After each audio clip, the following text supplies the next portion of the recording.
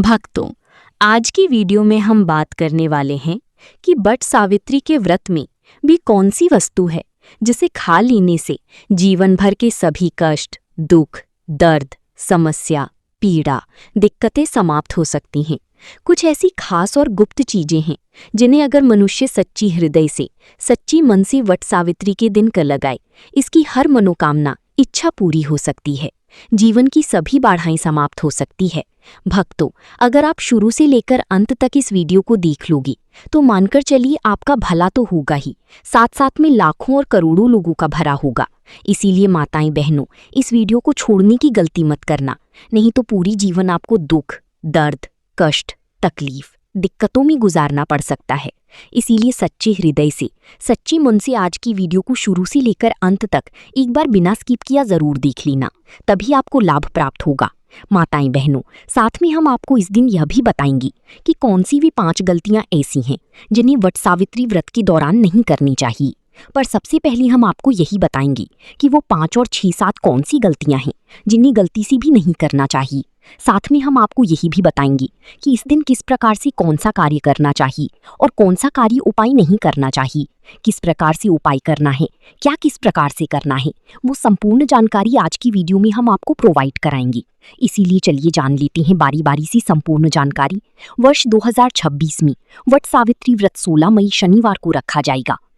ये व्रत ज्येष्ठ अमावस्या के दिन सुहागिन महिलाएं अपने पति की लंबी आयु, सुख समृद्धि और अखंड सौभाग्य की कामना से रखती हैं। अमावस्या तिथि 15 मई 2026 की रात लगभग 9:40 बजे शुरू होकर 16 मई की रात लगभग 11:45 बजे तक रहेगी। इस दिन ब्रह्म मुहूर्त सुबह लगभग 4 बजे से 3:45 बजे तक रहेगा और सूर्योदय लगभग 5:35 बजे होगा।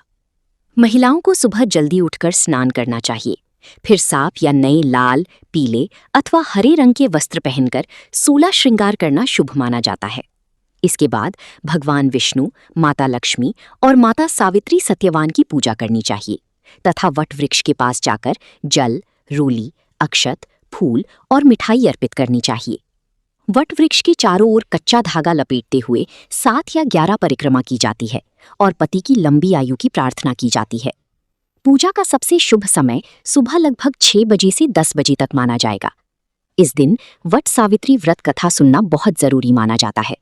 कई महिलाएं निर्जला व्रत रखती हैं, जबकि कुछ फलाहार भी करती हैं। शाम को भगवान की आरती करके पति का आशीर्वाद लेकर और सात्विक भोजन ग्रहण करके व्रत का पारण किया जाता है। धार्मिक मान्यता है कि सच्चे मन और श्रद्धा से किया गया ये व्रत वैवाहिक जीवन में सुख, प्रेम और समृद्धि लाता है। वट सावित्री व्रत मुख्य रूप से सुहागिन महिलाओं का व्रत माना जाता है, इसलिए जिन महिलाओं का विवाह नहीं हुआ है वे सामान्य रूप से ये व्रत नहीं रखती हैं। हालांकि कई स्थानों पर कुमारी कन्याएं अच्छी जीवन साथी की कामना से केवल पूजा और कथा सुन लेती हैं। जिन महिलाओं की तबीयत बहुत ज्यादा खराब हो, कमजोरी हो, डॉक्टर ने लंबे समय तक भूखा रहने से मना किया हो या जो गंभीर बीमारी से परेशान हो, उन्हें कठोर निर्जला व्रत नहीं करना चाहिए, क्योंकि धर्म में शरीर की रक्षा को भी बहुत जरूरी माना गया है।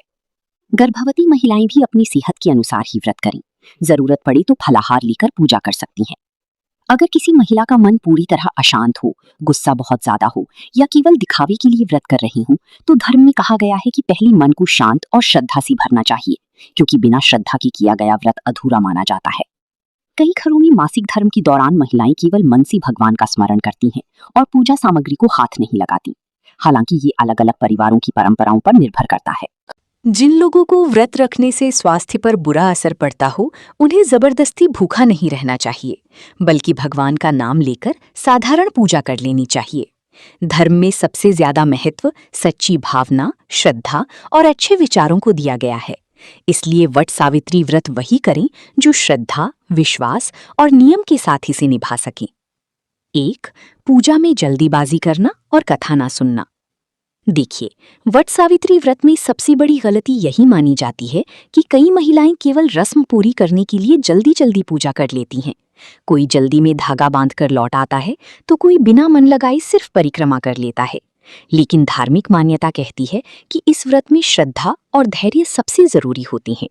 पूजा करते समय मन शांत होना चाहिए और भगवान का नाम लेते हुए पूरे नियम से पूजा करनी चाहिए।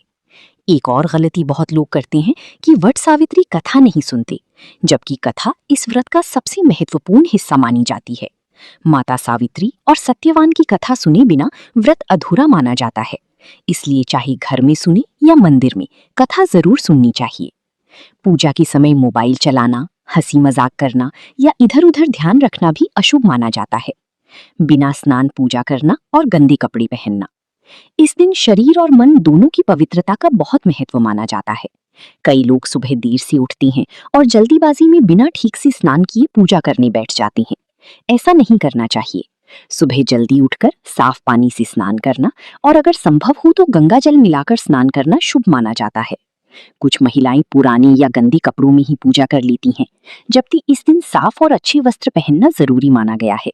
लाल, पीला, हरा या गुलाबी रंग शुभ माने जाते हैं। बिना श्रृंगार पूजा करना भी अच्छा नहीं माना जाता। सिंदूर, चूड़ियां और मंगलसूत्र जरूर पहनना चाहिए, क्योंकि ये व्रत अखंड सौभाग्य से जुड़ा हुआ माना जाता है। वट वृक्ष की पूजा में गलतियां करना। बहुत लोग वट वृक्ष की पूजा करते समय छोटी छोटी गलतियां कर देती हैं, जिनका ध्यान रखना जरूरी होता है।